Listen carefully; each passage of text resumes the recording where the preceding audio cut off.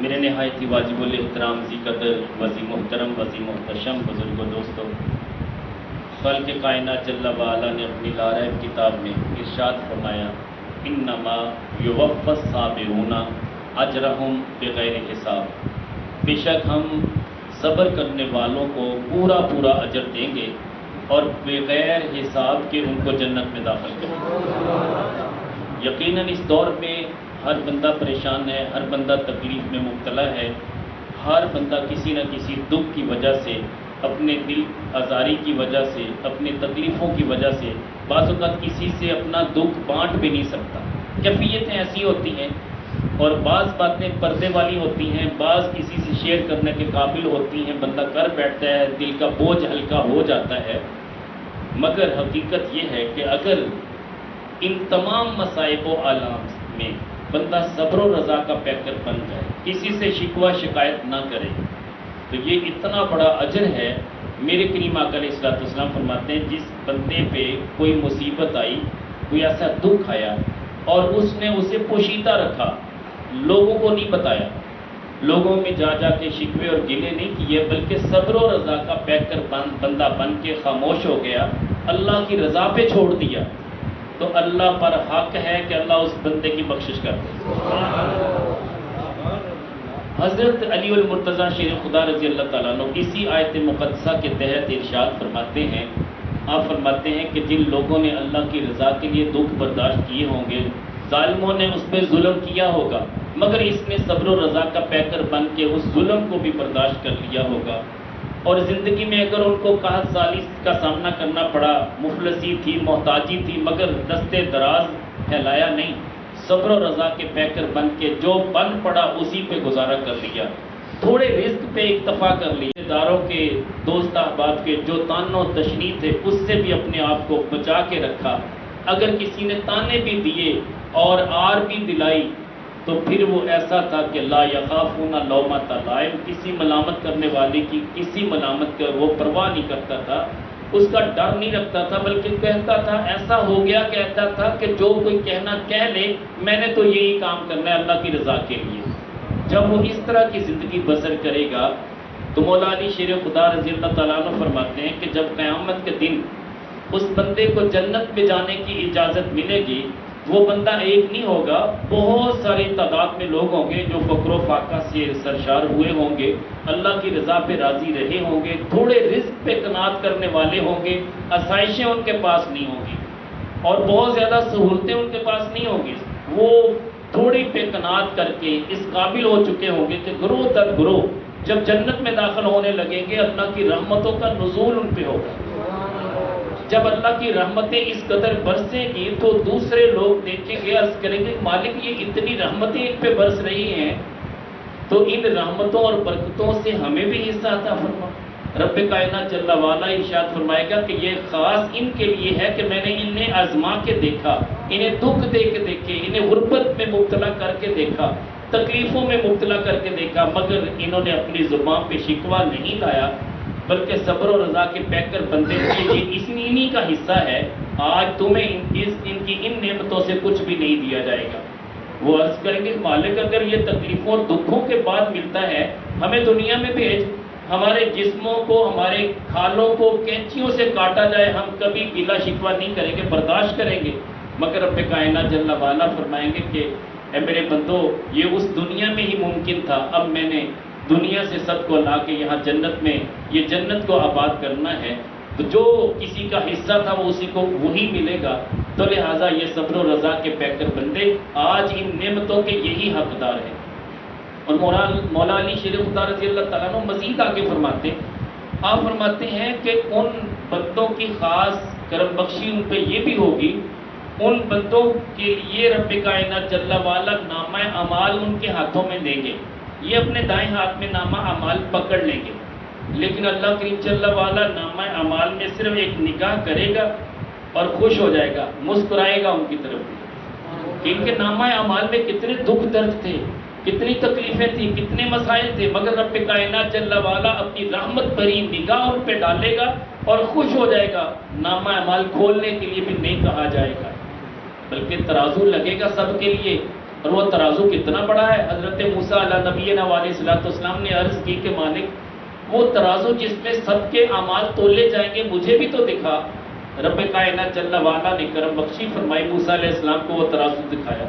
اس کا ایک پلڑا اتنا بڑا تھا کہ یہ ساری زمین اور سارے آسمان اس کے اندر آ جائیں تب بھی وہ بھرنے والا نہیں تھا. موسیٰ علیہ السلام نے عرض کی کہ مالک اس طرف تو کوئی بھی بخشا نہیں جائے گا, اتنا بڑا ترازو, اس میں کس کے اعمال اتنے بڑے ہوں گے. فرمایا پیارے موسیٰ, میں نے اپنا آخری نبی جو بھیجنا ہے اور جو اس کی آخری امت ہوگی اس کے لیے میں اتنا اجر بڑھا دوں گا کہ وہ اگر ایک کھجور صدقہ کریں گے اس کھجور کی گٹھلی کو جب اس میں رکھا جائے گا تو یہ ترازو بھر جائے گا. ایک گٹھلی کا اتنا بڑا اجر بندہ تصور میں نہیں لا سکتا. ابھی بات کھجور کی نہیں ہے, کھجور تو اس نے اللہ کے راستے پہ خیرات کی, اب اس کی گٹھلی بھی رائقہ نہیں جائے گی بلکہ اس کی گٹھلی کو اگر نامہ اعمال میں رکھا جائے اور ترازو میں رکھا جائے تو ترازو بھر جائے گا, جس میں سارے آسمان اور زمین بھی آ جائے تب بھی وہ بھرنے والا نہیں ہے. مگر بندہ مومن کے خلوص کی کیفیت یہ ہوگی, اجر اتنا بڑھا دے گا کہ وہ ایک گٹھلی اس پورے ترازو کو بھر کے رکھ دے گی. موسیٰ علیہ السلام خوش ہو گئے, عرض کی مالک اتنی پیاری امت وہ مجھے دے دے. فرمایا نہیں وہ میں نے اپنے خاص محبوب کے لیے رکھی ہے. پھر عرض کی حضور مجھے اس امت میں شامل کر دے. بات یہ ہے کہ جہاں نبی بھی اس امت میں شامل ہونے کے لیے التجا کر رہے ہوں, اپنی قسمت پہ قربان چاہیے کہ ہم وہ امت ہیں جن کے لیے رب کائنات جل وعلا نے اپنے پیارے موسیٰ علیہ السلام کو یہ وعدہ سنایا تھا. تو بات یہ ہے کہ یہ تکلیفیں, یہ دکھ, یہ آزمائشیں, میرے کریم آقا علیہ الصلوۃ والسلام فرماتے ہیں رب جس سے پیار کرنے لگ جاتا ہے, جب رب کائنات جل وعلا کسی کو محبوب بنا لیتا ہے پھر اس پہ آزمائشوں کی بارش ہوتی ہے.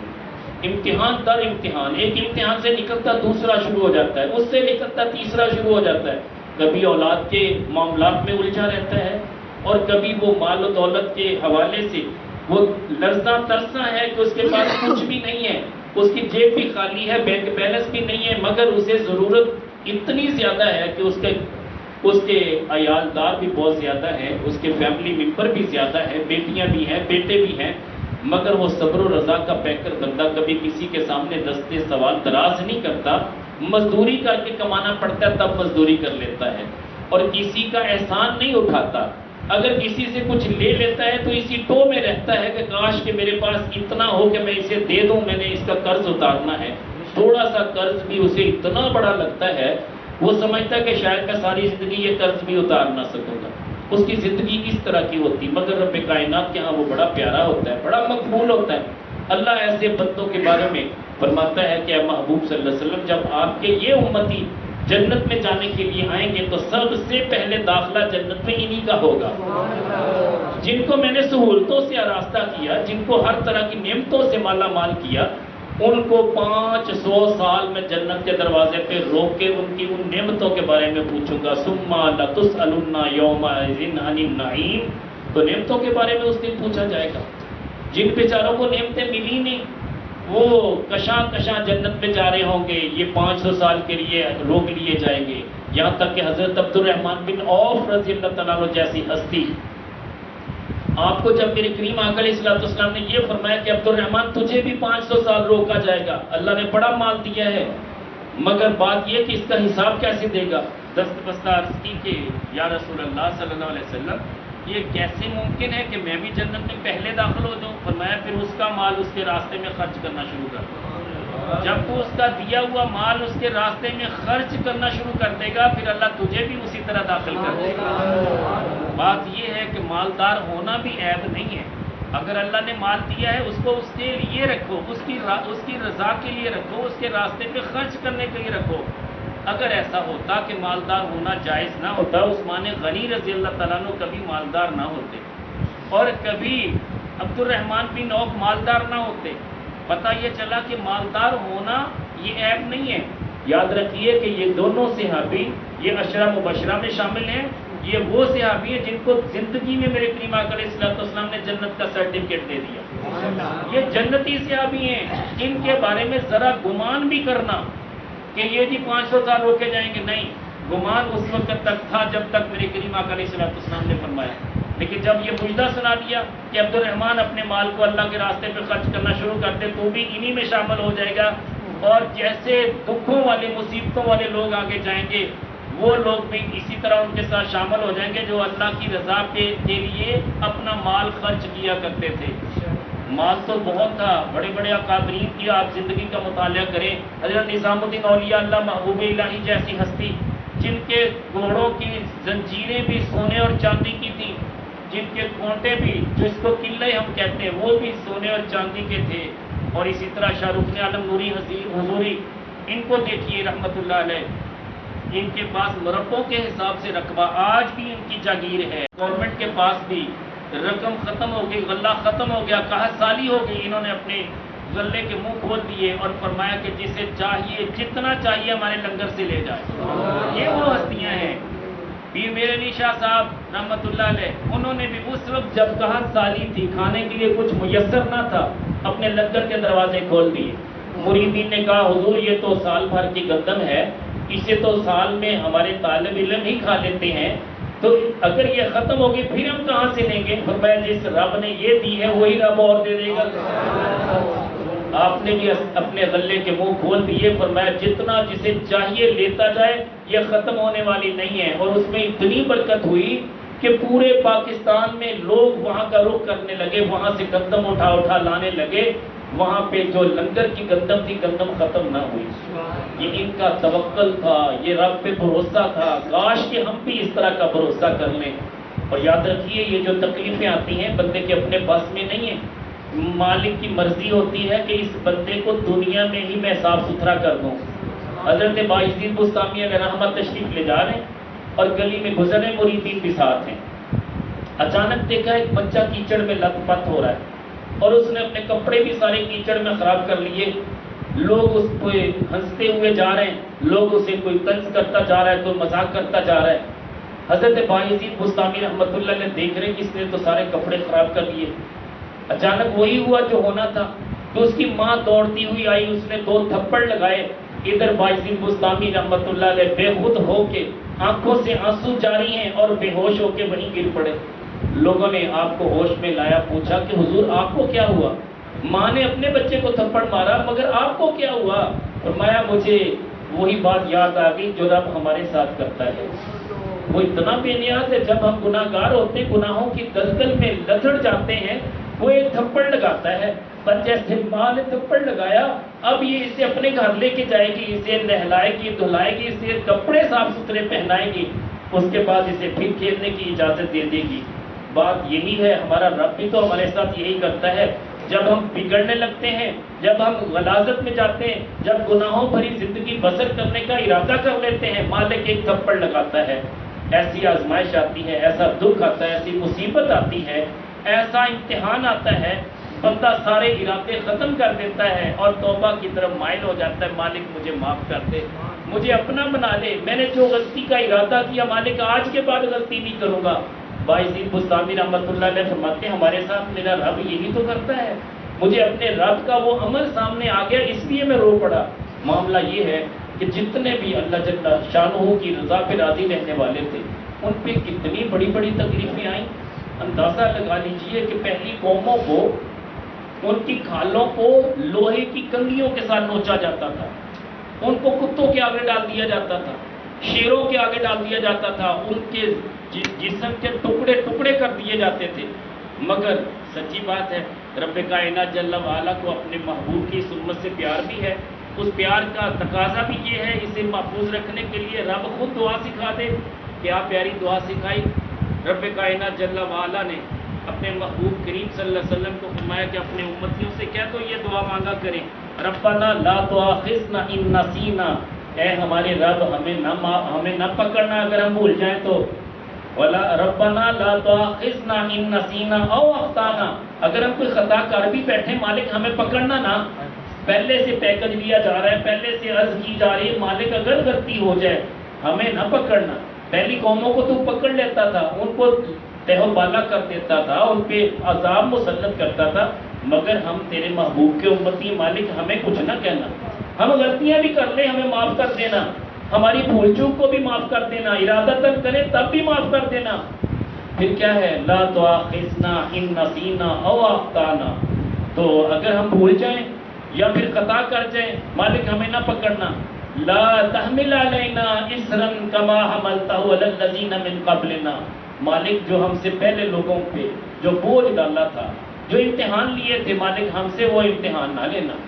ہم امتحانوں کے قابل ہی نہیں ہیں۔ یہ دعا سکھائی کس نے؟ خود رب کائنات جل وعلا نے سکھائی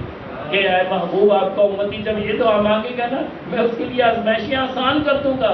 اسے پتہ بھی نہیں چلے گا، ان آزمائشوں سے گزار دوں گا۔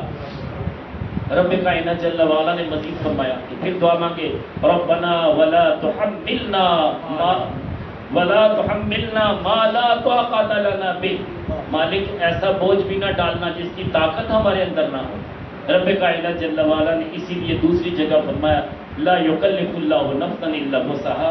اللہ اتنی ہی تکلیف دیتا ہے جتنی بندے کے اندر طاقت ہوتی ہے۔ بندہ کہتا ہے یار میں اتنا برداشت کر ہی نہیں سکتا، اتنی بڑی تکلیفیں بہت بڑی ہیں، بندے کے گمان میں بھی نہیں ہے۔ بندہ سمجھتا ہے چھوٹی سی تکلیف ہوتی، بندہ اس کو بڑا جان کے پریشان ہوتا ہے، دوستوں سے گلے شکوے کرتا ہے، یار ایسا بھی ہوتا ہے، میرے ساتھ جو کچھ ہوا یہ کسی اور کے ساتھ کبھی آج تک نہیں ہوا، حالانکہ ایسا نہیں، اس سے بڑی بڑی تکلیفیں بڑی ہیں۔ بندہ کہتا ہے فلاں نے مجھے تانے دے دیے، فلاں نے گالی دے دی، فلاں نے میری بےزتی کر دی، حالانکہ اس سے بڑی تکلیفیں اور بڑی ہیں۔ یار یہ تو سب کچھ معافی کے لیے ممکن ہے، اللہ نے اس کو بھی معاف کرنا ہو اور اس کو توبہ کی توفیق دینی ہو، یہ تو اللہ جل شانہ کا ایک کرائیٹیریا ہے۔ آپس میں یہ کسی نے ظالم کوئی بننا ہے، کسی نے مظلوم بننا ہے، کسی نے ظلم کرنا ہے، کسی نے ظلم برداشت کرنا ہے، یہ میرے رب کا ایک انداز ہے اس پوری کائنات میں۔ رب کائنات جل وعلا نے اسی لیے اس کائنات کو پیدا کیا ہے۔ ظالم کو کھلی چھٹی دے دے تو جی بھر کے ظلم کر، مظلوم کو پیکج دے دیا اگر تو صبر کرے گا تجھ پہ رحمتوں کی بارشیں نازل کروں گا۔ اسی لیے میرے کریم آقا علیہ الصلوۃ والسلام نے فرمایا واعف عمن ظلمک، جو تجھ پہ ظلم کرے اسے معاف کر دے۔ یہ دنیا کا ایک دستور ہے، اس کو بھی قائم رکھنے کے لیے یہ سب کچھ ممکن ہے، یہ ہونا تھا۔ اگر بندہ رب کائنات جل وعلا کی بارگاہ میں راضی پر رضا ہو جائے تو پھر کرم بخشیاں کیا ہوں گی، رحمتوں کا نزول ہوگا، بغیر حساب و کتاب کے جنتی ہو جائے گا، چلتا پھرتا جنتی ہوگا۔ ورنہ حقائق یہ ہے کہ اتنی بڑی آزمائشیں تکلیفیں ہیں، بندہ اچانک بیٹھے بیٹھے ہارٹ اٹیک ہو جائے، دنیا سے چلا جائے، یار اس سے تو کہیں بہتر تھا کہ اپنے بچوں میں زندگی بسر کرنے والا ہوتا، اپنے بچوں کی بنائی لینے والا ہوتا، اپنے بچوں کو کما کما کے کھلانے والا ہوتا۔ لیکن آزمائش کتنی بڑی آئی کہ بچے موجود ہیں لیکن ابھی جوانی میں پہنچے ہیں، ابھی شادیاں بھی اس کی نہیں کی، دنیا سے جا رہا ہے۔ مجھے بتائیے کہ کوئی جانا چاہتا ہے؟ یود احدکم لو یعمر الف سنہ، تم میں سے تو ہر کوئی چاہے گا کہ میری عمر 1000 برس ہو جائے، چاہت یہ ہے۔ مگر سچی بات ہے جب اللہ کریم جل وعلا کے ساتھ بندے کی دوستی لگ جاتی ہے پھر طلب بڑھتی ہے، کاش کہ میں بھی آقا کریم علیہ الصلوۃ والسلام کے قدموں میں چلا جاؤں، پھر طلب ہوتی ہے، پھر آگے کا منظر سامنے ہوتا ہے، پھر بندے کی جو دنیا میں ایک محبت ہوتی ہے وہ ختم ہو جاتی ہے، پھر آخرت کی محبت غالب آتی ہے، تو اس بندے کے لیے مرنا مشکل نہیں ہوتا، وہ اپنی جان ہتھیلی پہ رکھ کے اللہ اور اللہ کے رسول کی رضا والے کام کرنے لگ جاتا ہے۔ حضرت مدائنی بہت بڑے امام گزرے، آپ جنگل میں سفر کر رہے تھے، اچانک ایک بوڑھی خاتون پہ نظر پڑی، وہ اگرچہ بوڑھی عورت تھی لیکن اس کا خط و خال بتا رہا تھا کہ بڑی خوبصورت عورت تھی، اس کی جوانی بڑی خوبصورت تھی، تو آپ اسے دیکھتے ہیں بڑی خوش خرم تھی، اس نے کچھ لا کے پیش کیا کہ حضرت آپ تناول فرمائیں۔ آپ نے پوچھا تیری خوشی کا راز کیا ہے، تیرے چہرے پہ یہ تازگی کس بات کی، تو تن تنہا یہاں جنگل میں اکیلی رہتی ہے، کیا تجھے کوئی تکلیف نہیں ہوتی؟ کہتی حضرت میں اگر آپ نے دکھوں کا اظہار کرو تو آپ برداشت نہیں کر پائیں گے۔ کہنے لگے نہیں آپ بتائیں کیا معاملہ ہے، تیرے چہرے سے کوئی تکلیف کا کسی دکھ کا اظہار نہیں ہوتا، مگر یہ تر و تازہ چہرہ، اتنا خوبصورت چہرہ، تن تنہا یہاں زندگی گزار رہا ہے، یہ کیسے؟ فرماتی ہیں کہ میں اکیلی نہیں تھی، میرا شوہر بھی یہاں موجود تھا، میرے 2 بیٹے بھی تھے۔ اللہ کا کرنا یہ ہوا کہ میرے شوہر نے ایک دن بکری ذبح کی، جب وہ بکری ذبح کر رہا تھا دونوں بیٹے دیکھ رہے تھے، پھر وہ بکری ذبح کرنے کے بعد فارغ ہوا،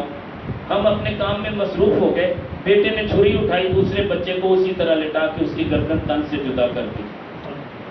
اب جب ہماری نظر پڑی ہم دوڑے اس کو بچانے کے لیے، مگر اس کی گردن کٹ چکی تھی، اب یہ جس کے ہاتھ میں چھری تھی یہ دوڑتا ہوا یہ وادی میں چلا گیا، تو اب ہمیں اور فکر لاحق ہوا کہ اگر اسے کسی ایسے بھیڑیے نے پکڑ لیا تو اسے ٹکڑے ٹکڑے کر دے گا۔ تو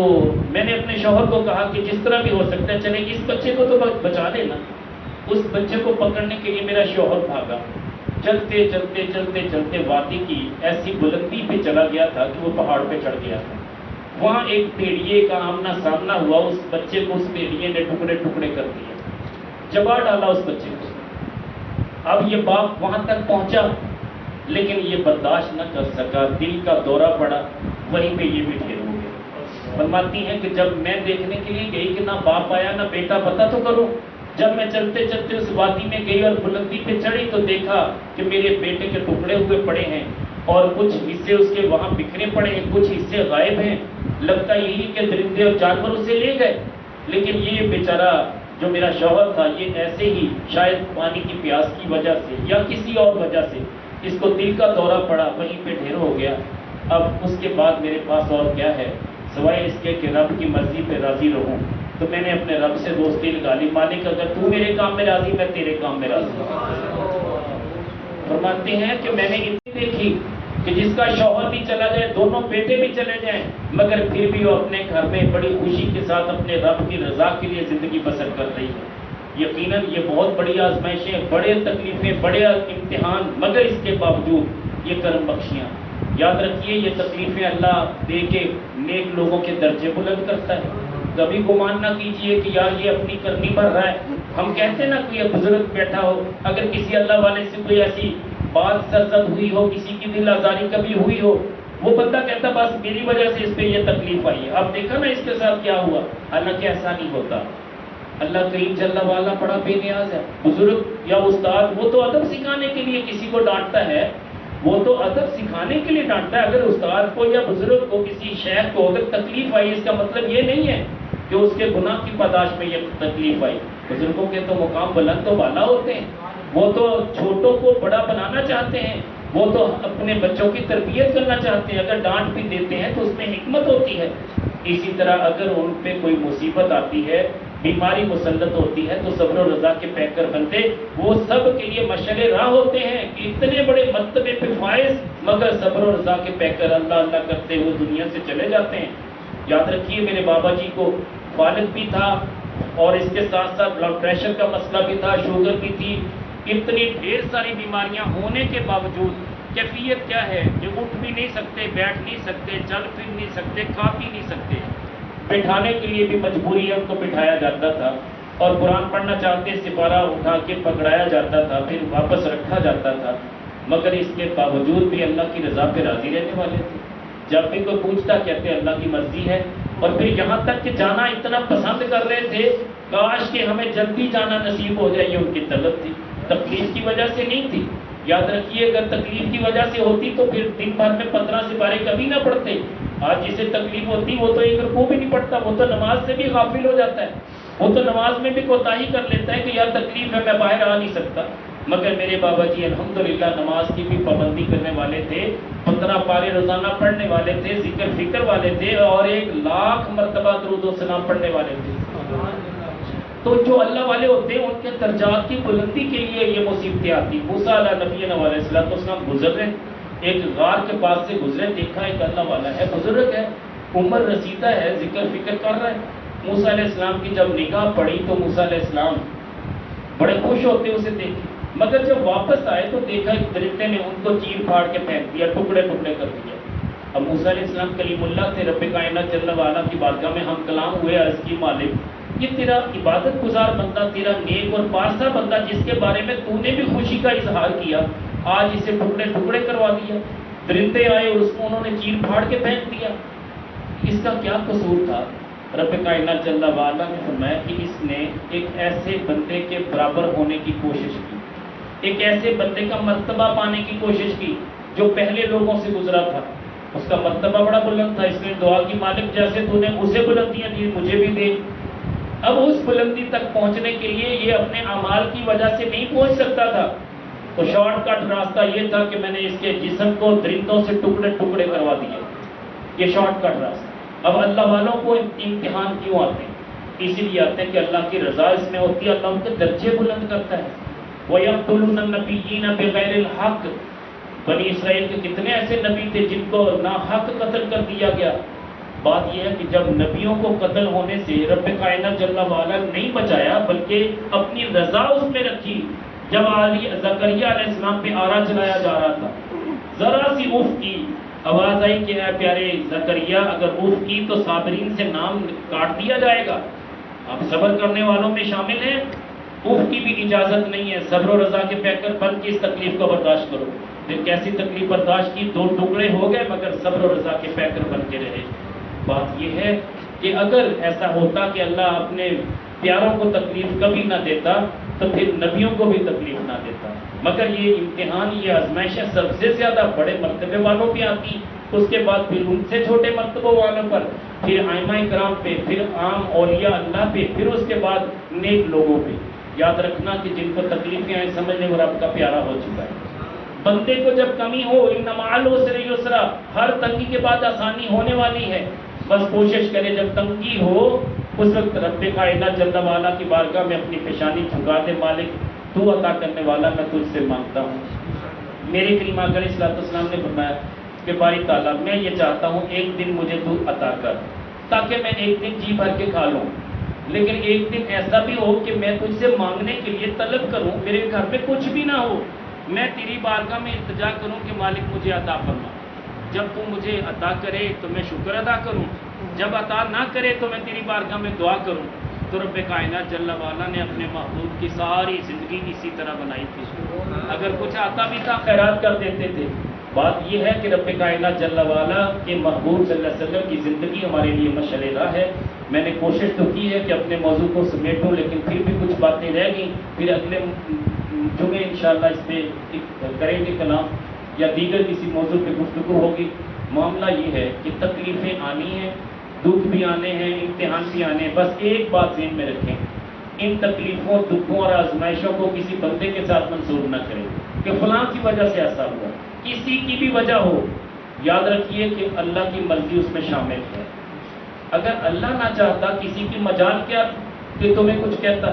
یہ جو کسی کی طرف سے بھی تکلیف آتی ہے بظاہر ہم اس بندے کو کوستے ہیں، لیکن پس منظر میرے رب کی مرضی شامل ہوتی ہے، اس بندے کا امتحان لینا مقصود ہوتا ہے،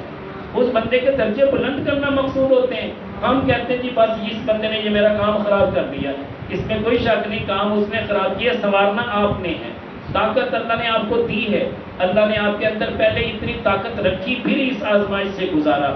آپ نے سنوارنا ہے، بگاڑنے والے بگاڑتے رہیں گے، آپ نے اپنے آپ کو سنوارنا، اپنی اولاد کو سنوارنا، قوا انفسکم واہلیکم نارا، اپنے آپ کو بھی اور اپنے اہل و عیال کو بھی دوزخ کی آگ سے بچاؤ۔ تو دوزخ کی آگ سے کیسے بچانا ہے؟ بیٹے بیٹیاں فجر کے وقت سوئے ہوئے ہوتے ہیں، یہ المیہ ہے ہمارے گھروں کا، سچی بات کہہ رہا ہوں، یہ وہ بات کہہ رہا ہوں جو آنکھوں دیکھی بات ہے، سچی بات ہے۔ ہمیں بھی اپنے گھر میں اپنے بچوں کو اٹھانا پڑتا ہے کہ بیٹا نماز پڑھنے، مجبور کرنا پڑتا ہے، کبھی ڈانٹنا پڑتا ہے، آپ بھی کوشش کریں یار، اس لیے کہ ہم نے ان کو دوزخ کی آگ سے بچانا ہے۔ یاد رکھیے کہ اگر ہم ان بچوں کی یہ تربیت نہ کر پائے تو یہ بچے اپنی نسلوں کو تباہ کر دیں گے، یہ اپنے بچوں کی تربیت بھی نہیں کر پائیں گے، لہٰذا ہم نے اپنے حصے کا کام کرنا ہے۔ اللہ کریم جل وعلا ہماری حاضری قبول فرمائے، اور اگر ممکن ہو تو ترجمۃ القرآن کی کلاس مغرب سے لے کے عشاء تک مدینہ جیولر کے سامنے، جو غلہ منڈی کا ادھر والا، جدھر سنیاروں والی دکانیں ہیں، ادھر والا جو غلہ منڈی کا پہلا گیٹ ہے، اس کے سامنے گلی میں مدینہ جیولر کے سامنے ہمارے علامہ مفتی بلال احمد صاحب نے ترجمۃ القرآن یہ کورس شروع کیا ہے۔ اگر ہو سکے تو 15 دن کے لیے 1 گھنٹہ آپ اللہ کے دین کے لیے وقف کریں اور آپ سیکھیں اور اپنے بچوں کو سکھائیں۔ ہمارا قرآن پڑھنے میں کتنی غلطیاں ہیں، ہمارے تلفظ کتنا غلط ہے، ہمارے مخارج کتنے غلط ہیں، ہم قرآن سے کتنے دور ہیں، یہ ساری باتیں آپ کو وہاں پہ قبلہ مفتی صاحب سکھائیں گے۔ میں بھی وہاں پہ جایا کرتا ہوں، آپ بھی تشریف لایا کریں، بس 1-2 دن مجبوری کی بنا پہ میں نہیں جا سکا، میری اور ذمہ داریاں تھیں، تو آج سے میں بھی وہاں پہ جاؤں گا، آپ بھی تشریف لائیں 1 گھنٹے کے لیے، جو آ سکے وہ ضرور آئے۔ تو انشاءاللہ وہی ترجمۃ القرآن کورس ہم یہاں اسی مسجد میں بھی شروع کریں گے، اللہ خیر کرے گا۔ 15 دن کے لیے وہاں پہ ہو رہا ہے، تو یہ 15 دن کی کلاس میں آپ بھی شامل ہوں۔ اللہ کریم جل وعلا ہمیں قرآن کریم سے پیار کی توفیق دے اور ہماری بخشش کا ذریعہ بنائے، دعا فرمائیں۔